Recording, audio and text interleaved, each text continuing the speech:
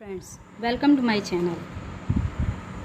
आज हम फिर से बीए सेकेंड ईयर का चैप्टर 2 लेकर के उपस्थित हैं। आदर्शवाद अर्थात आइडियलिज्म, इसके साथ उपस्थित हुए हैं, इसके एमसीक्यूज़ के साथ में। पहला हमारा क्वेश्चन है, आदर्शवाद का अभ्युदय कब हुआ था? आदर्शवाद का अभ्युदय 18वीं शताब्दी में हुआ था। सेकंड क्वेश्चन, आदर्शवादी विचारकों के अनुसार शिक्षा केंद्रित होनी चाहिए।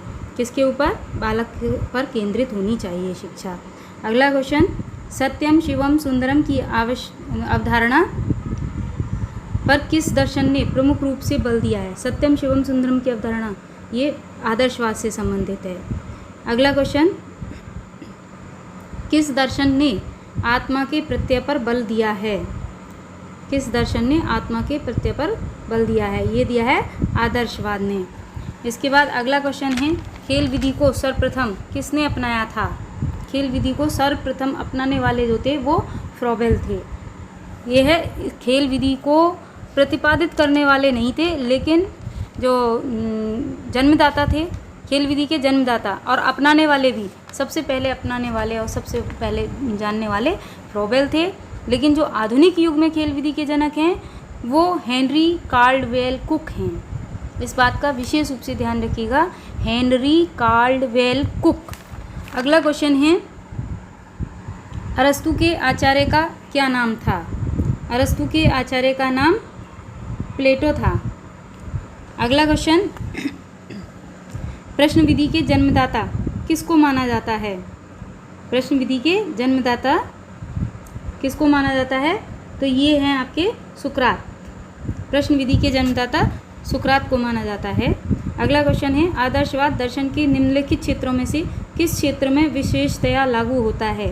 आदर्शवाद ज्ञान क्षेत्र में, ज्ञान शास्त्र में विशेष रूप से लागू होता है। अगला क्वेश्चन, आदर्शवाद पद दर्शन के निम्न क्षेत्रों में से किसके लिए सबसे अधिक उपयुक्त है? पद दर्शन के निम्न क्षेत्रों में से पद दर्शन के मूल्य शास्त्र के लिए सबसे अधिक उपयुक्त है। अगला क्वेश्चन है, आइडियलिज्म पद के लिए निम्न में से कौन से पद उपयुक्त हैं? आदर्श आइडियलिज्म पद के लिए निम्न में से कौन से पद उपयुक्त हैं? तो इसे हम प्रत्ययवाद भी कहते हैं, आध्यात्मवाद भी कहते हैं और आदर्शवाद भी कहते हैं। इसलिए इसके लिए जो सही करेक्ट आंसर है वो है उपरोक्त सभी। अगला क्वेश्चन, आदर्शवाद के प्रमुख लक्षणों में से क्या हैं? आदर्शवाद के जो लक्षण हैं उनमें से प्रमुख क्या है? विश्व आत्मत्व में अवस्थित, सेकंड यांत्रिक व्याख्या अनुपयुक्त और प्रयोजनवाद या उपरोक्त सभी। तो इसमें देखिए, ये विश्व आत्म तत्व में अवस्थित भी है, यांत्रिक व्याख्या अनुपयुक्त भी बोलता है कि यंत्रों की जो व्याख्या है वो उपयुक्त नहीं है, और ये प्रयोजनवाद भी है। तो इसमें अभी आंसर उपरोक्त सभी आएगा। अगला क्वेश्चन, आध्यात्मवाद के अनुसार जगत में परम तत्व क्या है? आध्यात्म के वाद के अनुसार जगत में परम तत्व आत्म तत्व भी है, प्रत्यय भी है और मनस तत्व भी है, यानी उपरोक्त सभी इसका आंसर है।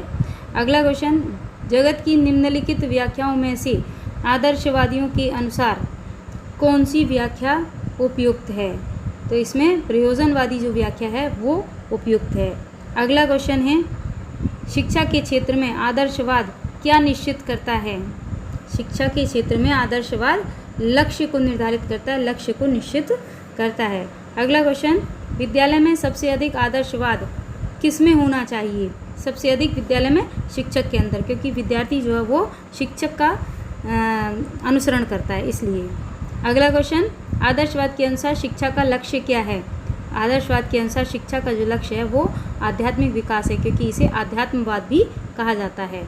अगला क्वेश्चन है, पाश्चात्य शिक्षा के क्षेत्र में आदर्शवाद का जन्मदाता कौन था? पाश्चात्य शिक्षा, ये पश्चिमी सभ्यता के दर्शन बोले जाते हैं, तो इसमें जो जन्मदाता था वो कौन था?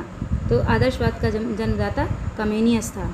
अगला क्वेश्चन, किंडरगार्टन की अवधारणा किस आदर्शवादी दार्शनिक ने दी थी? खेल विधि या किंडरगार्टन की अवधारणा फ्रॉबेल ने दी थी। अगला क्वेश्चन है मिलान करने का, और ये लास्ट क्वेश्चन है। तो इसमें मिलान करने में है कि प्रश्न विधि किसके द्वारा प्रतिपादित की गई है, ये इसमें देखा जाना है। तो देखिए, प्रश्न विधि, अभी इसमें एक क्वेश्चन आया था, तो प्रश्न विधि के जन्मदाता थे हमारे सुकरात। ये पहले नंबर का है। इसके बाद सेकंड नंबर आगमन और निगमन विधि, ये हमारे अरस्तु के द्वारा दी गई हैं। आगमन और निगमन विधि अरस्तु के द्वारा हैं। थर्ड है संवाद विधि, संवाद विधि प्लेटो के द्वारा दी गई है। थर्ड प्लेटो के द्वारा है। और तर्क विधि, तर्क विधि जो है वो हीगल के द्वारा है। 4 नंबर यहाँ सापे आएगा। और लास्ट निर्देश विधि हर्बर्ट के द्वारा है। तो ये ज़रूर ध्यान रखने की है कि प्रश्न विधि सुकरात के द्वारा, आगमन और निगमन विधि अरस्तु के द्वारा, संवाद विधि प्लेटो के द्वारा है, और जो है तर्क विधि आपका हीगल के द्वारा है, और निर्देश विधि हर्बर्ट के द्वारा है। यदि हमारी वीडियो आपको पसंद आई है तो आप इसे शेयर कीजिए और लाइक कीजिए। धन्यवाद।